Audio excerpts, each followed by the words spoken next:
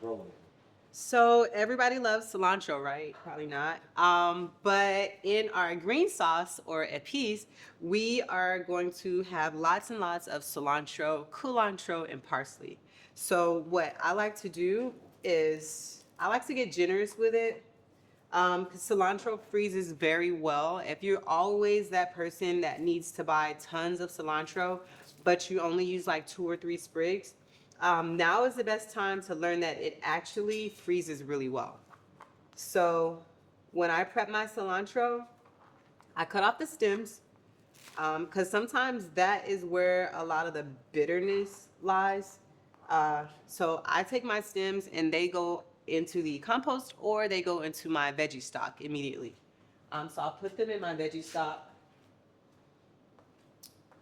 And then I take my leaves at the top.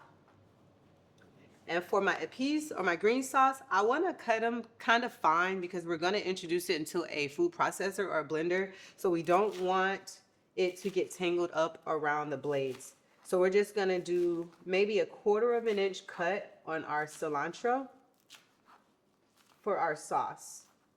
And how I would store this is I would take my cilantro and I portion it out in small little Ziploc bags, like snack bags, and I just throw them in the freezer. So that way, whenever I'm ready for some soup or something that needs a little bit of cilantro that doesn't have to be fresh, like I wouldn't do that with taco topping or anything like that. But if I just need to add some cilantro into a recipe, I can grab my freezer bag full and just throw it right into the pot. I don't have to worry about constantly buying fresh cilantro every time. I only need a little bit. But for our recipe, we're gonna have lots of it. So I just went ahead and cut the whole thing.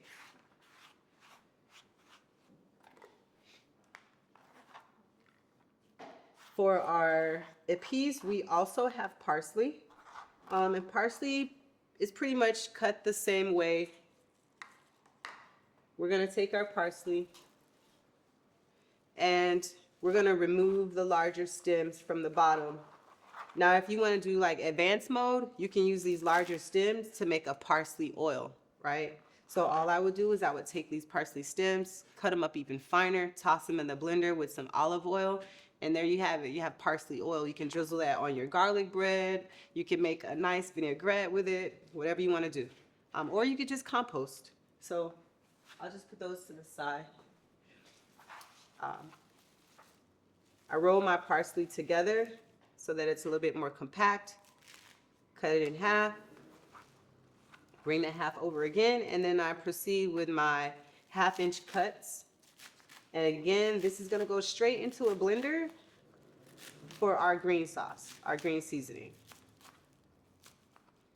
This parsley is really strong. The best part about growing your own parsley is the aroma that you get when you're cutting it. It's super strong, super fragrant.